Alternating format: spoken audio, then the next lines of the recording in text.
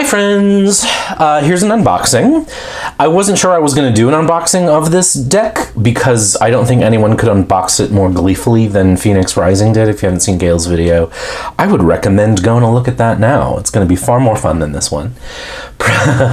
Probably my favorite video of the year in a way because there's so much enthusiasm behind it. But I figured I would give myself the option of doing the unboxing because I wanted to see it, and you can't rebox once you've boxed. So I'm going to videotape the unboxing, and then if I don't post it, you'll never even hear any of this, so why am I talking about it? Anyway, this is the True Black Tarot, which is in our lives after a fairly long gestation.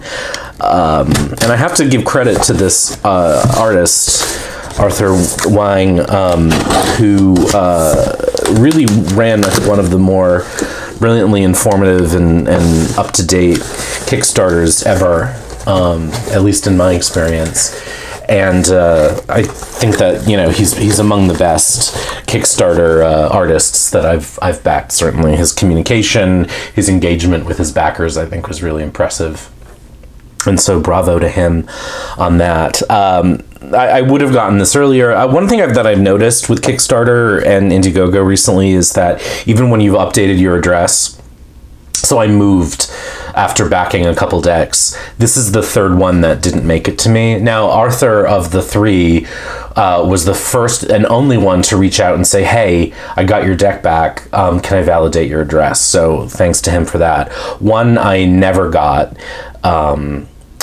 The artist said that they would send another copy, but asked that I pay shipping, and I just decided not to because I'd already paid money for the deck, and I said, maybe that's just the way it goes. And then another one I had to reach out to and say, hey, I never got this deck. And then they said, oh, yeah, I got it back. So again, in terms of Kickstarter, I think Arthur was super successful. So bravo. Look how cool this packaging is. It's sort of like ribbon. I love thoughtful packaging. When someone puts so much work into something like a deck, it's like they don't really need to go this extra road and do what he's done. But obviously having the experience is always fun as a backer and just as a reader. It's fun to have unboxings. Getting a new deck in the mail is about equivalent to the experience of being a child at Christmas for me. So I have to give him all the credit in the world for a beautifully run campaign. I felt so devastated for him when he posted recently that there was a typo on one of the cards that he missed, and so this is the edition with the typo on it. I actually like that there's a typo. One of the fears that I had with this deck was that it's so beautiful and so pristine and perfect, and his attention to detail has been so high that it would feel a little more than human, and that worried me. But I think the fact that there's a typo on one of the cards, and he gave you the option to wait to get the card, or to get the card and then get the cards and then purchase the replacement card later on. So again, really thoughtfully handled. Like, do you want the deck now with the typo? Do you want to buy the card later, etc.? But I like that there's a typo because that makes it human to me. And what we're doing with this art form is looking at humanity, right? So looking at our own humanity, others' humanities, our weaknesses, etc. So I like that there's a typo. It also harkens back to the idiosyncratic spelling of Marseille decks, which I also quite like. So here we go. I have to tell you, I mean, I saw an unboxing of this, but the experience of seeing it in person is really, really much different. This is, I don't know how to describe it. I mean, you can see that there is sort of a relief of, everything's obviously black, but a relief of shiny, glossy artwork on what's not just matte, but a completely flat black box. And it feels like art paper. So it's even, I have to say, it's even more beautiful than it looks in videos and pictures, because this art paper that it's done on feels really just, it actually feels like a premium watch in a lot of ways. And so we love magnetic boxes. This box is really beautiful. Nothing on the box but the copyright, no barcodes or anything like that, so it'll look really nicely placed on a shelf.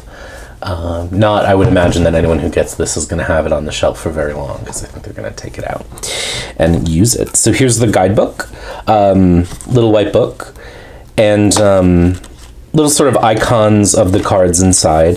The book is the same paper as the box, and really beautifully, you know, designed. Again, his attention to detail is really kind of mind-blowingly incredible. All right, so here is the deck. It is a really meaty deck. It's really thick. What's another deck that I have nearby? So this is the Corte de Tarocchi, and it's just about, the Corte de Tarocchi is only just a little bit thicker. All right, so there's the art card. The cardstock's really interesting, and you knew it was going to be when you backed it, because of course he talked about it quite a bit. It's interesting. It does seem to sort of repel my fingerprints, and I tend to have, you know, normal human fingerprint hands. It's also really interesting that it comes with the edges already painted, which he did himself. And I think, again, attention to detail is pretty impressive. Now, one thing I am worried about in this video is that the cards aren't going to be sort of as good looking in the video as they are in person.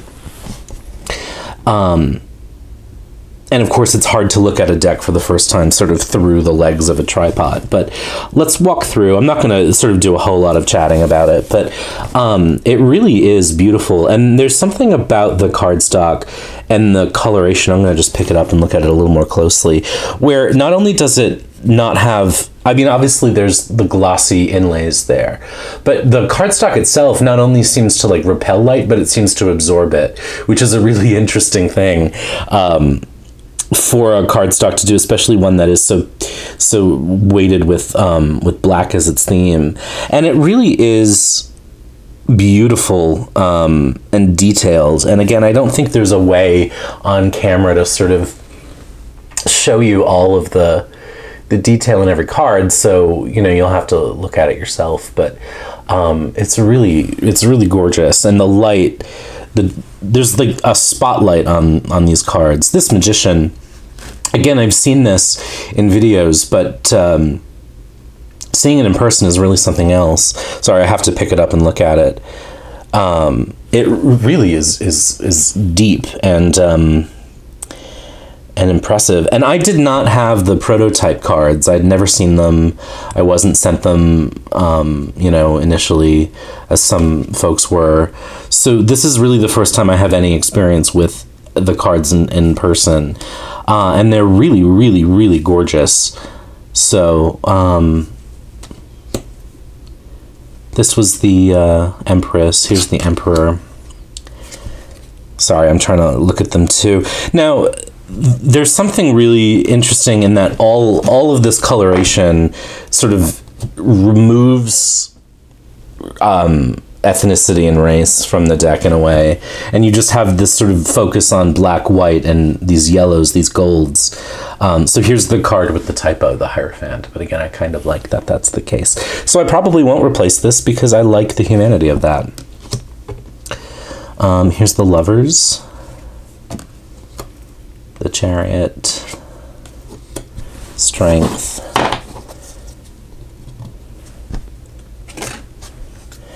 the way that the light engages with this deck is really interesting, because the light, I mean, there's literally no reflection, and it is as though the deck is absorbing reflection, and you're only getting the light that the artist has decided to create. And so in that regard, it reminds me of Caravaggio, to sort of break out my undergrad humanities class, but the sort of chiaroscuro of the light. Sorry, I'm picking these up and like not really letting the camera see them. This is Destiny, which would be the Wheel. They're not numbered, so you can order them however you like. This is Justice, the Hanged Man, Death, Temperance, Devil, the Tower. I don't know if you can see this, but there's like the outline of an animal. Yeah, you can. The Star, the Moon, the Sun, Judgment, gosh, that's strong, the World, and then we get into the suits. So here's the Ace, which let's see, that looks like a feather. Let me just figure out what suit that would be. That is Wands. So here we have Wands.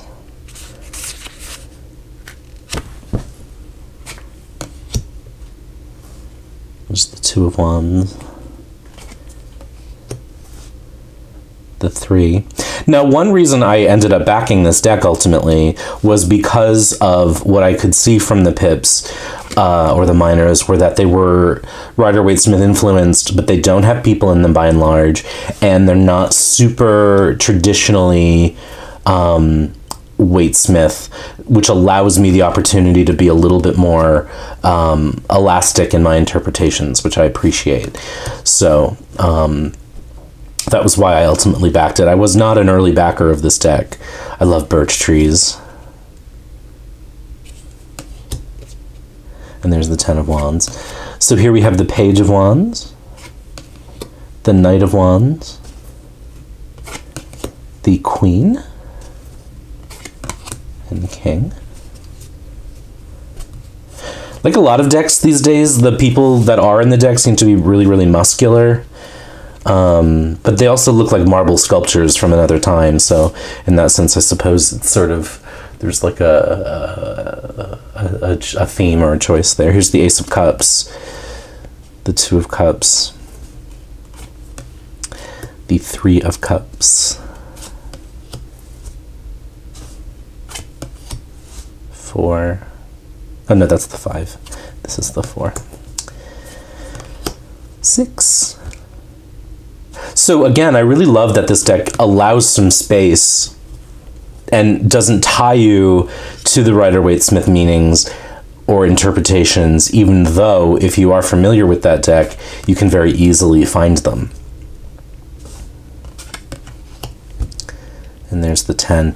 The lighting is so beautiful. It's like a stage. It's the lighting is all like a spotlight in a way, shining on these situations and these characters, and I just really love that. Here's the Knight. That was the Page of Cups. Here's the Queen. It also reminds me of those underwater photo shoots, you know, that they do, or the mermaid shows where there's sort of someone underwater wrapped in a silk gauze, or, you know what I mean, and they sort of capture the fluidity of that motion with these cards. Here we get into the swords. I don't remember what the swords look like, so swords are always make or break suits for me with decks, but I think in this regard, look at the letter. Will probably, if things continue at pace as they have. So here we have like the traditional heart, but actually it does have an elasticity to it. It's not like bleeding, etc. There's the 5 and the 6. And if you can see down there, there's ships and boats. 7. 8, 9, and the 10. So the 9 and the 10 do have a fairly Waite-Smith connection to it, but a really interesting iteration of that. And then we get into the courts. So there's the Page, the Knight, the Queen, and the King. And the Ace of Coins. Does he call them coins or pentacles in this deck? Pentacles.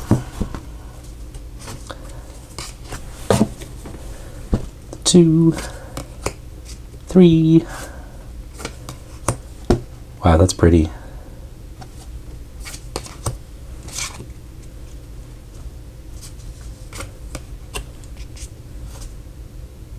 5, 6,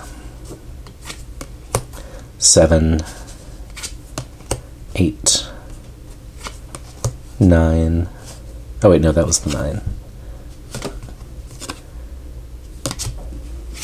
And then the 10. And then the page, knight, queen, king, and then this Anant card, which I will likely take out because I always remove extra cards. I just want to go back really quickly and look and make sure I didn't miss a card. So ace, 2, 3, 4, 5, 7, 8, 9.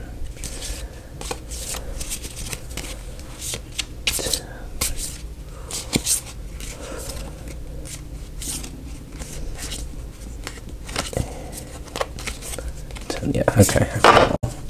I wanted to make sure I had them all before they shuffled. I thought for a minute there might be one missing, but there is not. Now, I do not know whether I shall be able to riffle shuffle this deck, because it is really thick, but let us discover. Oh, yeah. It's not going to bridge shuffle, I don't think, all that well, but it'll riffle. And it overhands really nicely. That's good. I was a little worried that the cardstock would be too grippy, that it wouldn't really shuffle well, but it does. It is like other decks with great cardstock. You know, it's a little bit of a workout. I'm just gonna lace them out and see how they look. In my usual 9 card. I think it'll look really rather striking, don't you? And one more riffle, just to get things mixed. This is probably a deck you don't want to riffle shuffle, actually, because it's. I would imagine that it's going to get scratched. Matte decks tend to. Actually, glossy decks tend to as well, but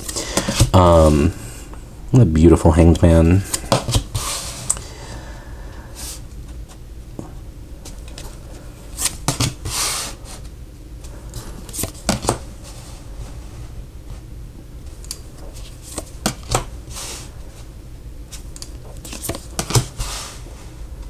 That. How striking is that? I'll move it down so you can see all of it. It's always hard to tell where we are in the viewfinder. Look! So the things really pop out. Now, the one thing I can say, if I were using this to read on video, which is how I do most of my readings, is that I do have to lean to see the titles. But again, I don't, you know, that's not the end of the world. You know, I have other decks that I love where it's really hard for me to read the titles, like the Tildwick, which I love but rarely use. This is a little bit easier to see. I will say, you know, to do it in a reading, I'm going to have to do a video reading, I'm going to have to sort of remember to tell the person I'm reading for the titles, because I don't know if you can see them. You kind of can. So there is really a beautiful sort of, again, I don't know another word, this sort of chiaroscuro quality to the way he's, again, to the way he's lit these images. And it really is, you know, he must have, I mean, I don't know a whole lot of his biography, but I imagine he must have some experience in lighting design, because of the way he's lit this deck. And I say it that way because it really is, the choices of the lighting are very, very specific. It actually reminds me a little bit of the West Wing and their famous walk and talks, and that really beautiful, strong downlighting they used to use as they walked through the hallways. And it was this sort of like amazing thing of people talking about important things and moving through light and shadow. So this is a really striking deck. So I really don't have anything negative to say about it. It shuffles well. It looks really nice. I can see the titles when I lean to see the light, right? you know, really, really strong images. Nothing in the deck, you know, artistically or symbolically that upsets me or gets in the way of the way I read. So I also really like that. So, like most decks, time will tell how long, you know, or whether it'll lay it on the table for a while. But I can see using this. You know, I was worried that it would suffer a bit from the Fountain Tarot complex that I have, which is that the Fountain Tarot is so beautiful, but I also find it kind of flat for me. But the darkness of this and the way that it's lit and the way that the images sort of erupt out of the frame,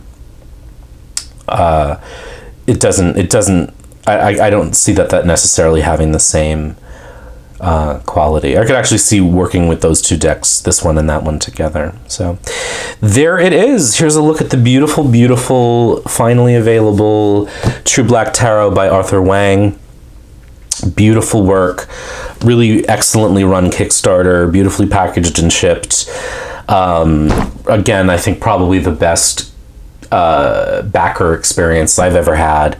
And I say bravo to him for his work, bravo to him for his consistency and his thoroughness.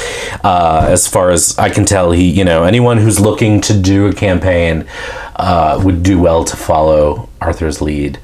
And this is really a gorgeous, beautiful, breathtaking work of art. And it was definitely worth the wait. And again, the attention to detail that he put into it. Even with a tiny, tiny typo, that makes me like it even more. So bravo, well done. I hope this was interesting. And as always, be good.